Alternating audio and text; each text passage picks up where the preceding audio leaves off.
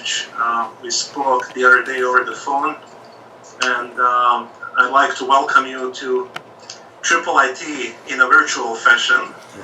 I have with me here next to me Dr. Abou El Fadl, one of the founders of IIIT. He would just like to give his salams to you. Assalamu alaikum, ya Dr. Khaled. This is a dream long time ago. It now came through, alhamdulillah. I have heard a lot about you from the late Sheikh Jabir Al-Alwani and from the late Dr. Jamal Barzinchi. I don't remember if we have met here personally. Do you remember me? I think we have. I am an old man now. I'm 76, so I don't know who is older or younger. Yeah, I think we met a long time ago. Yeah. My name is Hisham Al-Talib, and I come from Mosul, Iraq. And I have been here for about 50 years. Alhamdulillah. Alhamdulillah. Do you hear me? Yes, I can hear you fine. Yes, I can hear you. I said Salamu alaikum, so what do you say? Assalamu wa rahmatullah. I didn't hear. Can you hear me? I think it's, Can you hear us? I cannot hear you, no. I think we can hear now. Can you hear me? Yes. Yes, now. Salamu alaikum. Alaikum salam wa rahmatullah. Thank you. Yeah. So that was Dr. Hisham Al-Talib, and I also wanted to introduce you Dr. Abu Bakr Al-Shinqiti, the Executive Director of IIIT, before I turn the computer around and introduce you to the audience, and the audience to you. Assalamu alaikum. Alaikum salam wa rahmatullah. So, Professor, so we have in the room about, I would say about 40 to 50 people in the audience. As I told you on Sunday when we discussed this, they consist of scholars who have come here to present their work, also students who are studying with us in intensive program in Islamic studies. We have several other guests as well, some of the students who have graduated from our summer school in the past. So about 40 to 50 people. And we've been here since morning discussing the issues of justice and ethics in Islam. And so I think it is very appropriate that we finish this day with a keynote by yourself to talk to us about the topic that you said you would speak about, which is Sharia and Epistemology for a Humanitarian Ethics. Before I turn this to you, I just want to give a brief introduction, if you allow me. Everybody here has a booklet in which there are biographies of all the presenters, including Professor Khaled Abou El Fadl. But just to remind ourselves that Professor Khaled Abou El Fadl is one of the world's leading authorities in Islamic law and Islam in general. He is one of the great scholars of Muslims, especially here in the West, in the United States. He is the Omar and Esmeralda Alfi Distinguished Professor in Islamic Law at the UCLA School of Law, where he teaches a variety of courses on Islam, human rights, Islamic jurisprudence, national security law, and many others. And he's also the chair of the Islamic Studies Interdepartmental Program at UCLA. Professor Abou El Fadl has published many books on Islam, 14 books according to the latest count, and correct me if I'm wrong, and over 50 articles on various topics in Islam and Islamic law. Many of his books have been translated into a variety of languages.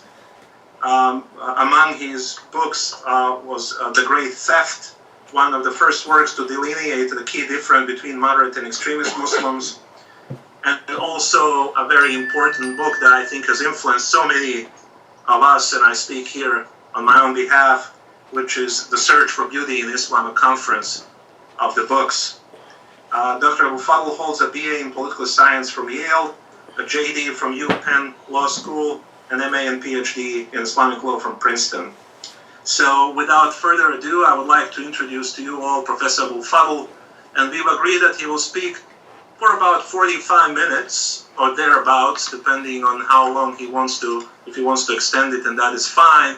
And then once he is done with his talk, then we will have a discussion session and Q&A, and we hope that, inshallah, we will be able to continue with that after the lecture. So without further ado, I present to you Professor Abou El Fadl, And Professor, I'm going to now turn the computer around so that you can see all the participants in the room.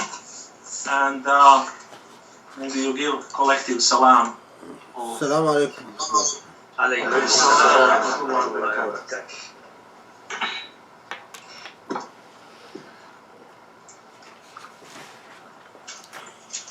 Bismillah ar-Rahman ar-Rahim. First, I am very happy that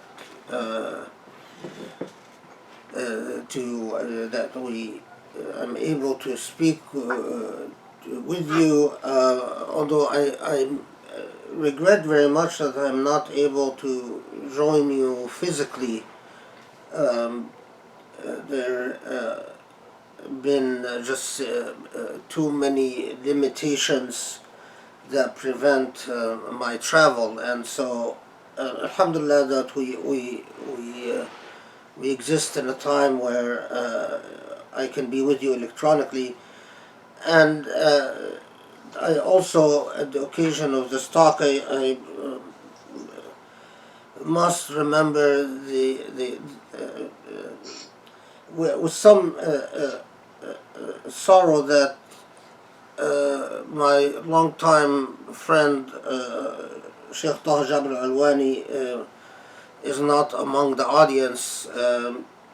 He is someone that I've always valued our relationship greatly, and I'm sure all of you are very familiar with him and his magnificent body of work.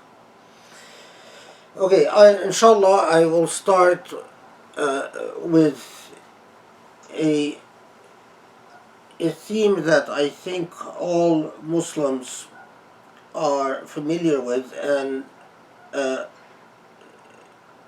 in an agreement on, and that is the Khilafat al-Insan fil Ard, or human beings as the caliphs of Allah on earth. That human beings are honored and celebrated because they are godlike, capable of doing godlike things. The Islamic tradition itself is replete with emphasis that God created human beings in husn, in beauty, and that this fact is sufficient to obligate human beings to act through ihsan, or to act beautifully, to make their external beauty as bearers of God's image reflective of their inner beauty. So that in the Quranic parable, Allah is said to have offered the trust, al-amana, to all of creation, but ultimately it was shouldered by human beings. To which the Quran somberly remarks that bearing this trust is such an onerous and arduous task. But this weighty trust that human beings were honored and dignified to bear is the marvel of divinity itself. Human beings are nuances of divinity. They are inexhaustible anecdotes of the divine, capable of creating immeasurable acts of true beauty. As human beings invent and create beauty, they move towards the majestic caliphate of godliness. Caliphate of godliness. In other words, Khilafat al-Insan fil Ard. But when human beings no longer seek or create beauty, they forget their bonds to the ethereal and sublime and slump into indolence and despair. Human beings then drift further away from godliness into its antithesis. God is the light of the heavens and earth, light upon light, as Quran, Surah 24, verse 35 says. In every act of beauty, in every nuance that commemorates the truth of our divine nature and memorializes the caliphate of humanity in the world, we move closer to the divine light. But in remaining static, in existing without beautification or in false beautification, or subsisting without service born out of love, mercy, and compassion, i.e. without the attributes and nuances of divinity itself, we no longer move towards the light and in fact drift from the possibility of godliness to the darkness of godlessness. Viceroyship or khilafah and amana, trust, obligates us to bear witness on behalf of God in justice, even if it is against ourselves, as the Quran reminds us. Having said this, Sharia, in every sense, embodies the virtues of godliness, or that is what Sharia in principle ought to be, the virtues of godliness as opposed to godlessness. When the Quran states, for instance, do good for God loves those who do good, and uses the plural form ahsinu, all of people, a command imperative form, all of people to do ihsan. In this, the Quran provides a textual grounding for the rational and natural moral imperative of acting to achieve goodness. As the Muslim philosopher Raghib al-Asfahani from the 6th century Hijrah, 12th AD, argued, people have a rational moral obligation to live up to the privilege of having inherited the earth. And as the Qadi Abdul Jabbar before him had affirmed that the command to do good, the imperative to do good, in itself is sufficient basis for ethical obligations binding human beings. Reason and revelation impose the attributes of godliness as obligations in a variety of circumstances, some of which will require that we reflect upon the necessity of balance and proportionality in the application of divine virtues. It's a theoretically loaded sentence, so I will repeat it. Reason and revelation impose the attributes of godliness as obligations in a variety of circumstances. Some of these circumstances will require that we reflect upon the twin necessities of balance and proportionality in the application of divine virtues. It is the balance and proportionality, just proportionality, that will ultimately allow us to construct the embodiment of good character, or khuluq al-hasan. The perpetual process is to reaffirm goodness but aspire towards godliness. To reaffirm goodness but aspire towards godliness.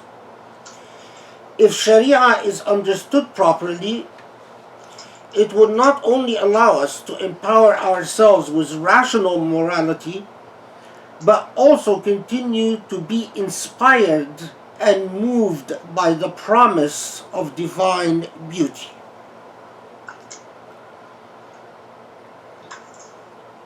Thus, understanding Sharia as a set of natural virtues and adopting it as a normative guide represents an affirmation of moral character and identity of a people, the continuity of the Islamic heritage and tradition, and at the same time a renewed search for common grounds with humanity at large, which after all shares the responsibility for the well-being and flourishing of earth as a collective inheritance from God. We adopt principles based on divine teachings for the simple reason that we reaffirm that the principle that we need God's grace, and we find dignity in submitting to the divine guidance. But also, in principle, we want to affirm the duality of anchoring our aspirations upon the eschatology of God's laws and upon the collective guidance of accumulations of human wisdom. So, in essence, instead of the chaotic crisis of identity experienced in postmodernity, instead of the chaotic crisis of identity, the sense of moral displacement, the psychological alienation, disaffection, and uprootedness of modern globalized society, the construct of Sharia provides an ontological anchor based on the promises of humanity and divinity. Sharia is premised on an ontological conviction in virtue as a principle, and that there are good qualities of character that allow us to distinguish between the virtuous and its opposite. In reality, we human beings do not perpetuate evil just because of the diabolical craftiness of Satan, but we perpetuate evil when we forget our trust and our caliphate, our collective caliphate or khilafah on fil ard, or caliphate in earth, and we thus act ungodly by failing to do good, and in so doing, before long, the darkness sets in.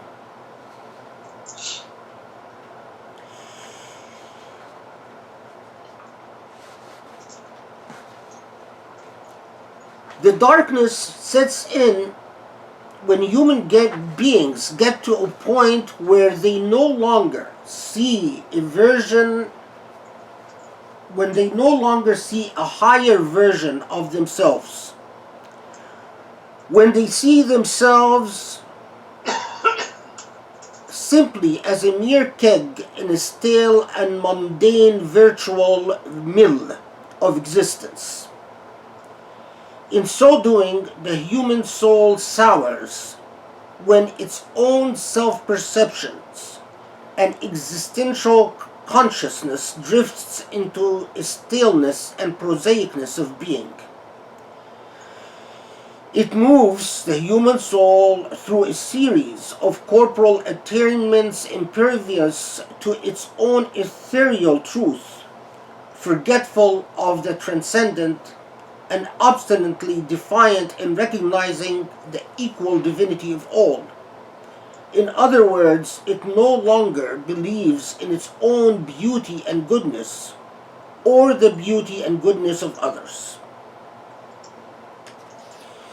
In this Islamic outlook, wisdom, hikmah, is the sphere of the divine. Hikmah in the sphere of the divine is ontological and thoroughly abstract in the sense that it constitutes the knowledge of the true nature of all things. However, in the human sphere, hikmah, wisdom, is ultimately deontonic and practical in that it inquires into the ethical duties and obligations that follow from the nature of things. The critical point here is that all wisdom and all knowledge of virtue at the metaphysical level is anchored and affirmed in God. But all wisdom is created physical, but all wisdom in the created physical world unequivocally belongs to human beings. Effectively, this means that our knowledge of right from wrong is the inquiry into godliness. But our human efforts effectuating and materializing this knowledge through the pursuit of godliness is thoroughly human. We search godliness assured of God's objective and absolute recognition and support of goodness. But our human efforts remain just that, human. This epistemological structure allows us to integrate Sharia in the social and political lives of Muslims while guaranteeing that God's immutability and absoluteness is not transgressed upon by human beings claiming to have become possessed of and empowered by the consecration of their egos, actions, or speech. Because of the overpowering role of culture and socialization in the invention, reproduction, and reformulation of meaning, historical context plays a pivotal role in determining tastes, emotions, notions of worthiness of character, and even what a society considers reasonable and rational. The construction of consciousness and knowledge is a prime function of socialization and also of any epistemological system. Epistemology is core to hermeneutics, to phenomenology, to deontology. But epistemology in all these cases is contextually contingent, and any theology or legal theory that fails to take sufficient account of this fact does so at its own peril. Although God is eternal and immutable and unalterable, at the same time, creation, selfhood, and epistemology are not set in time and space.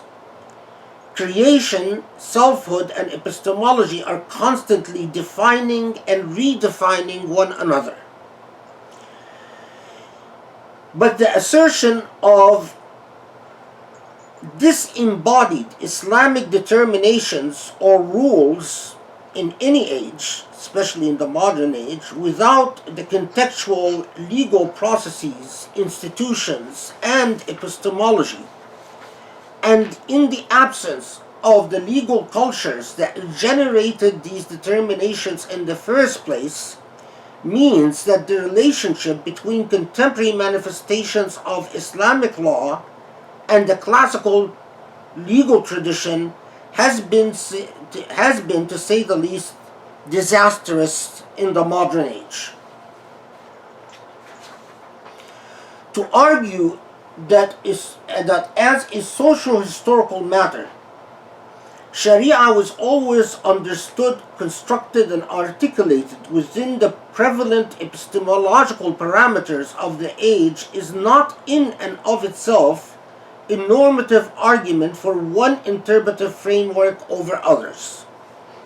It only means that it is naive and misleading to believe it is possible to avoid or to ignore epistemological parameters allowed by each cultural age.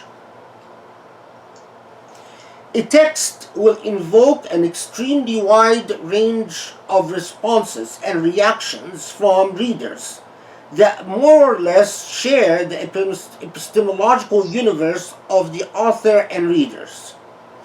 However, when the gap between the time and context of the writing and the circumstances of the reader is ever more different or far removed, it takes a great deal of learning and training on part of the dedicated reader to try to master an epistemology that belonged to the author at the time of writing, but that is no longer accessible to the reader. When the author of the text is divine, in other words, when we are dealing with a sacred text, we have a somewhat different dynamic. According to Islamic belief, as a matter of faith, God is immutable and beyond human limitations, and so it cannot be claimed that God is subject to any epistemological constraints. However, although the divine author is not limited by any epistemological understanding, God, in principle, may indeed choose to embrace a historically bounded epistemology as the one epistemology valid for all times and places. This, of course, poses a serious problem.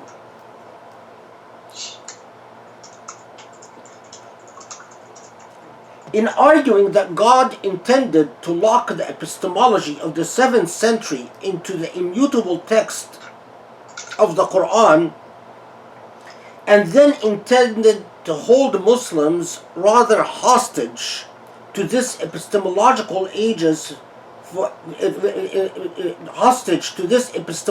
framework for all ages to come, poses a serious theological challenge. Among other things, this would limit the dynamism and effectiveness of divine text, because the Quran would be forever locked within a knowledge paradigm that is very difficult to retrieve or recreate by the current reader.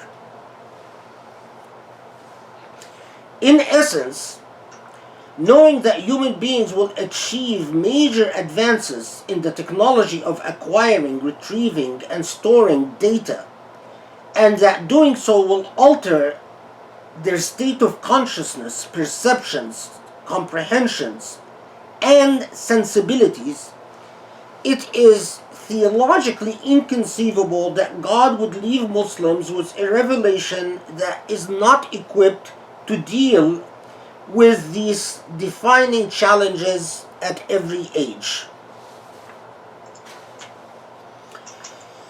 Here, it serves us to remember that reasonableness itself is a virtue, and it rests on reasonableness as a virtue rests on perhaps an obvious assumption.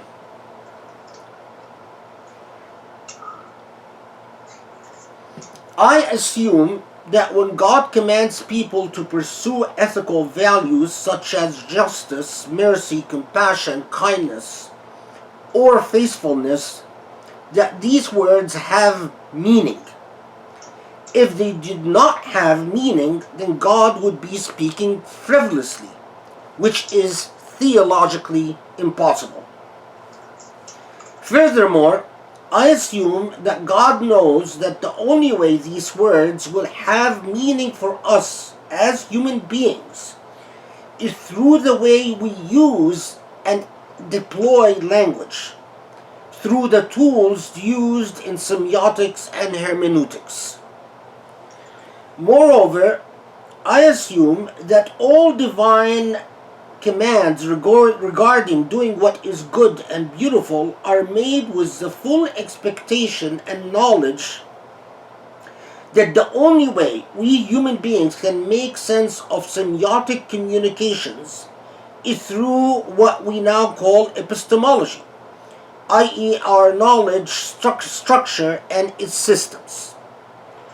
The same creator who created the intellect also gave the intellect volition and choice. This fact, in and of itself, sets numerous moral boundaries because creation is sacrosanct. So, for example, when the Quran exclaims, "Your Lord would have willed all people on earth without exception to have believed, so would you compel people to become believers?" In this instant, the text confirms what is accessible to a believer through rational insight, and that is, one cannot undo by human law what was created by God. However, this belief in human volition is not a libertarian position.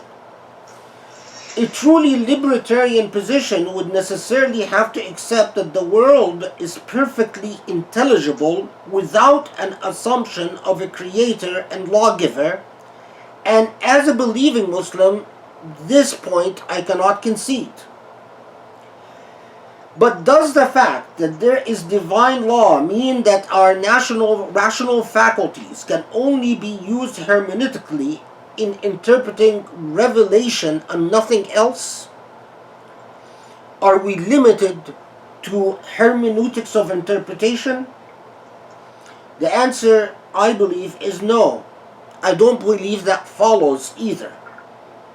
Usually the argument goes something like this. If one believes in an immutable, omnipotent, and all-powerful God who is a lawgiver, then it follows that revelation defines what is right or wrong.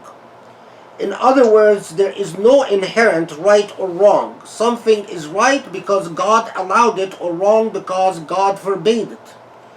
If so, the argument goes, if God would have willed, God could have commanded whatever God pleases. God and God alone could determine what is good or bad, and our sole role as human beings is to submit through interpretation. As the argument continues, all right and wrong comes from the sheer will of God, and if God so willed, God could have made what is wrong right, and also the opposite. God could have ordered us to disbelief, be unjust, tell lies, whatever, and it would have been fair and good because God said so. That is a typical kind of argument made in certain philosophical frameworks. But this line of thinking is flawed because it anchors itself by assuming the impossible. It is akin to arguing that if God would have willed, God could have made us into chimpanzees or cockroaches, and that because of this possibility, or rather impossibility, such and such follows. The fact is that as human beings, we are subject to the laws of created humanity that are etched into our very being. These laws are embedded in our cognition and consciousness, and are as stable and as unwavering as the laws of mathematics or the logic that defines material reality. These are laws of rational elements that allow us to have a shared language about justice, ethics, values, happiness, misery, and beauty. My point is that not only do all linguistic communications assume an epistemological context, but all that specified instructions but also that specified instructions negotiate meaning within that broader context. So when the Quran, for example, invokes ethical and moral terminology, it necessarily assumes a pre-existing epistemological context in which it operates, but also, critically, a moral trajectory that it seeks to engage and negotiate. When the Quran sets out specified instructions about a particular situation or issue, these instructions must be analyzed in terms of the moral purpose and trajectory that elicited the instructions in the first place. It is not acceptable or sufficient for one to contend that more specific or particularized instructions narrow and limit broad or general commands, and could possibly embody or define them.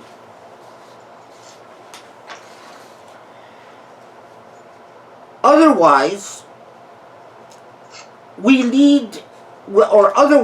are led into the praxis of coercion. What does that mean?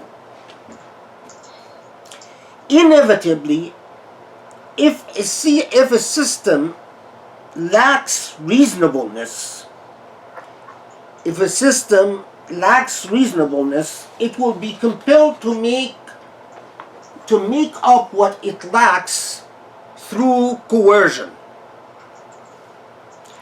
As the demands made on behalf of a normative system are perceived by its target audience as unreasonable and irrational, such a system will inevitably be pressured into an increased reliance on coerciveness and compulsion in order to obtain compliance. Legitimate and persuasive systems of law do not have to resort to apologetics or artificial socio-political narratives in order to preserve themselves. This is important for students, I will repeat it. Legitimate and persuasive systems of law do not have to resort to apologetics or artificial socio-political narratives in order to preserve themselves. And they do not regularly rely on systematic and widespread coercion in order to establish their normative vision of what ought or ought not to be. Legal or normative systems, such as Sharia, rely primarily on reasoned voluntary compliance for their existence and sustenance. To ensure compliance, punitive or coercive methods can be resorted to only as exceptional measures to reinforce the very principle of rule of law.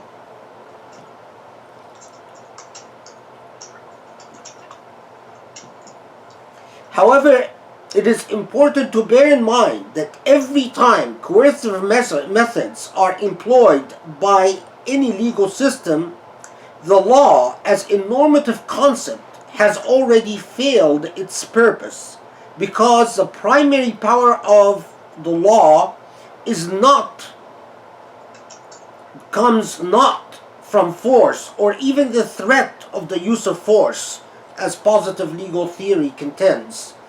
Rather, the primary power of law comes from its ability to persuade most people, most of the time, to follow its commands. If a normative system comes to be seen by its followers as mostly irrational or unreasonable, the risk is that such a system will increase its coerciveness to defend its own survival. But in doing so, there is the very real danger that the system will become locked into an irreversible cycle of increased coercion reciprocated by further loss of legitimacy. Importantly, part of the inescapable reality of this deterioration is the inability of those vested in defending a particular normative system to confront and deal with the reality of the system's delegitimation.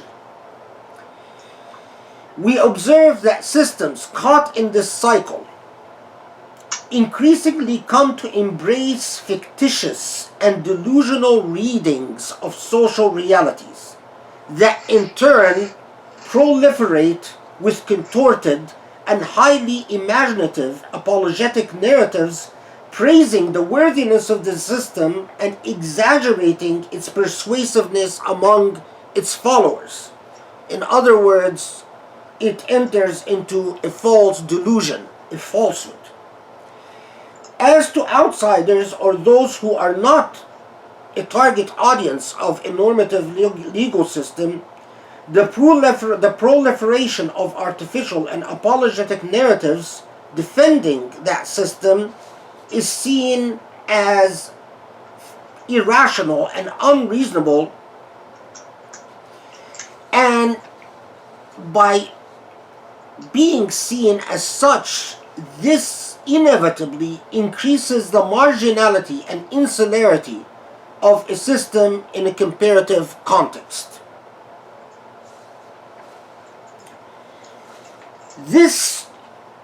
The process that I described, takes us full circle to the reality, or to the phenomena rather, of alienation and uprootedness. I started out by saying that the virtue of godliness is the anchoring of human beings in meaning as they pursue the implications of godliness. However, when a system traps itself in a cycle of unreasonableness and is forced to defend its own legitimacy through the duality of apologetics, fictions in other words, and coercion, it ends up undoing the very virtue of godliness, because it ends up in reproducing the epistemological phenomena of uprootedness and alienation among its own followers. If you have followed my argument thus far,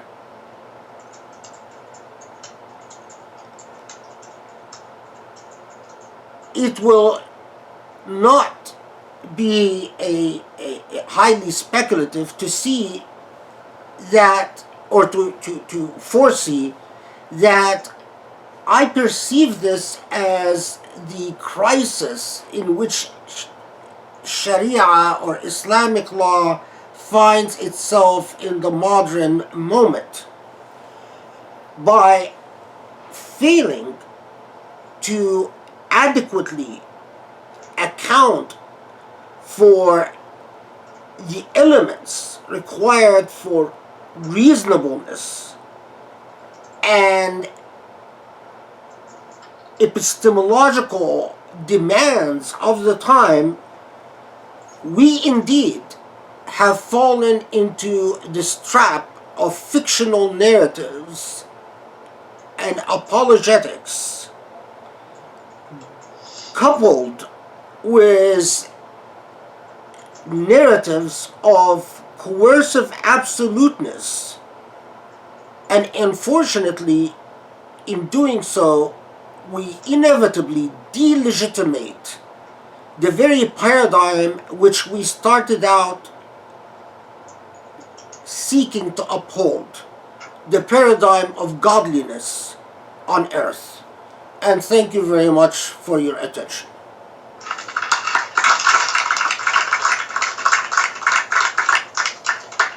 Thank you very much, Professor, for this outstanding and comprehensive lecture, and I am sure it will stimulate a lot of good discussion. I hope that we're good to proceed to take some questions from the audience and that you'll be in the position to address them. Now, I will ask our audience if you have a question, obviously, to indicate that, or a comment, or if you're seeking clarification. But at the same time, before you give you a question or comment, introduce yourself so that Professor Abou Fadl knows who he is listening to, especially since he's not here in person. Sometimes it can be disorienting trying to look on the screen who is speaking. So just make sure you introduce yourself, who you are, what you do, and then ask your question. And I would really appreciate if those who are asking questions or giving comments, if they could be concise and precise at the same time. So I would like to see who would like to open up. And Dr. Hisham. My name is Hisham. Thank you very much, Dr. Khaled. Very enlightening. You know, nowadays, this word Sharia has become a dirty word in America. So why is that? And what do you think Muslims should do to clarify and correct this misconception? Thank you.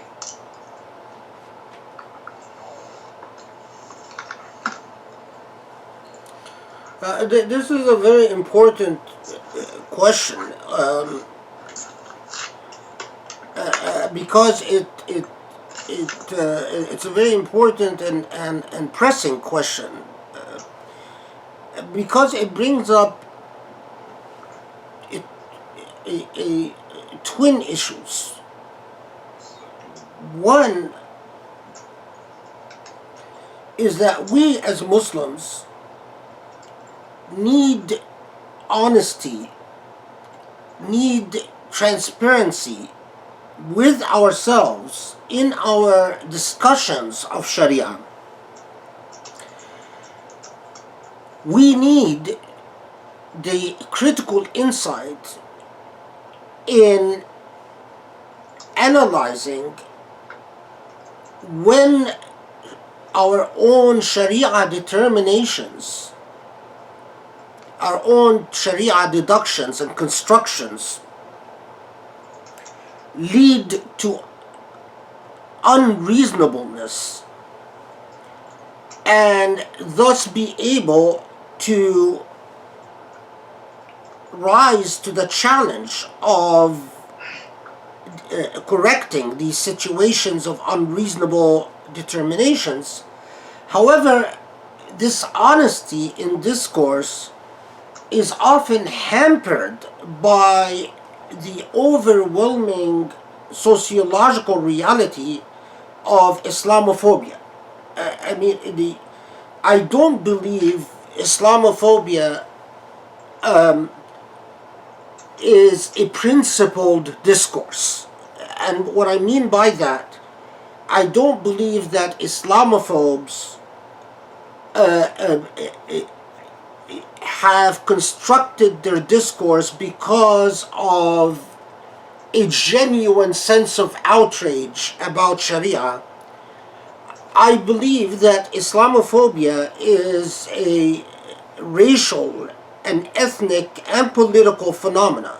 In other words, the prejudice is there, and then they search for whatever they can find in the traditions of Islam that they can leverage against Muslims. And it is critical that we understand this, because if we deal with Islamophobia by trying to explain ourselves, or if we believe only if Islamophobes would understand the true Islam, or only if we can say the right things about Sharia, Islamophobes will be enlightened and educated and and therefore cease their hostile activities. I think we are on a false errand. That's not going to happen. Islamophobes, unfortunately, are racially and ethnically and politically motivated phenomena. And what that means is that, what that imposes on us, is that we must call it out or expose it exactly for what it is.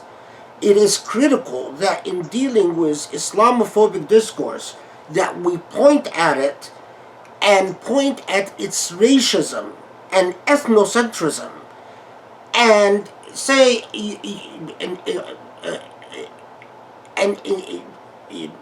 and that I think is as we see all around us, racism and ethnocentrism and prejudice is unfortunately not just a recurring, but a rather a very widespread social phenomena right now in the United States and Europe, but especially in the United States. And we must seek allies among in the non-Muslim community, allies that are interested in resisting this rising nativist movement, nativist, racist, and prejudiced movement, because it affects us all, and it will inevitably hurt us all. Thank you very much, Professor. Next question. Okay, we have Shahnaz. Just make sure you use the microphone, because otherwise it will be hard.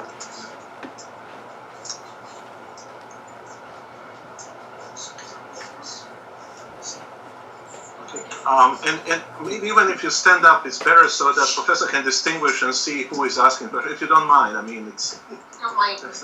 Yeah, okay. Assalamu alaikum. Thank you, Dr. Abou, for being here, for speaking with us. I really enjoyed your talk. I have... Take it with you. Yeah. Yeah. I was wondering if you might talk a little bit about the difference between Sharia and Fiqh. I've become really interested in that difference, especially because I think it might be helpful in helping us unpack notions of justice, both historically and especially in contemporary context. So if you could speak on that a little bit, that would be grateful. Yeah, that's a very important question. I mean, just before I say anything, it's I'd like to refer you to my discussion in one of my books titled "Speaking in God's Name," which has a rather extended discussion on the difference between Sharia and Fiqh, but also in Reasoning with God, my most recent book, which also develops that distinction further, and interrogates the implications of that distinction. But fundamentally, Sharia as a broad concept, I mean, and even the very word shara, which means the source, the source of goodness, or literally the water hole, the pasture, if you will. But that terminology of the pasture was deployed early on by the early scholars of Islam and to mean a source of goodness, the source of well-being. And so we find, and even in discourses on usuli discourses, the basic idea that Sharia and husn, Sharia and goodness, or Sharia and beauty must be leading to each other. In fact, often indistinguishable from each other. So Sharia, in a step further from that, we can say that Sharia is the path to and from God. To and from God. To God and from God. Now, however, this is a rather ontological construct. Ontological in the sense that it is an absolute construct. It's an ideal construct. It's like the construct of the social contract in representative theory, or the construct of natural law in a variety of legal traditions. Fiqh is, and like the word fiqh itself, the terminology itself means the understanding, the attempt to understand. To understand what? It's not just understand a set of texts. So in other words, it's not just hermeneutics. Fiqh is not just tafsir. Fiqh is not just a philological dynamic in its essence. Rather, fiqh is everything that is involved in the process of producing applied ethics. So, in other words, engaging the path to and from God at a human level. So, and therefore, Sharia, and this is often misunderstood by people who are alien to the tradition, they will read that Sharia is absolute and based on certitude. And they will think that what that means is that Islamic law is non-negotiable. They misread the connotation, because while Sharia is absolute and ideal, fiqh itself is dhanni, not yaqini. It is a thoroughly negotiable. It is subjective in nature, and it is deductive in nature. And what I mean by deductive, I mean it could be both deductive and inductive, but that it is interpretive in nature. And so when we talk about epistemology, it is extremely dangerous when in fiqh we think that certain rules or certain laws embody a moral principle rather than demonstrate a moral principle. And this is a very important distinction for those who are studying in this field. Strict laws or a particular positive laws must be approached demonstratively and illustratively rather than as ontological phenomena, rather than as a full embodiment of a moral principle. No, a positive law or a positive command, it must be read as an illustration towards a moral trajectory. And in many ways, that moral trajectory is Sharia. Fiqh is the attempt to explore that moral trajectory, to reach out to the moral trajectory, to seek a rububiyyah, or to seek godliness at a human and at a thoroughly human and also a thoroughly fallible level.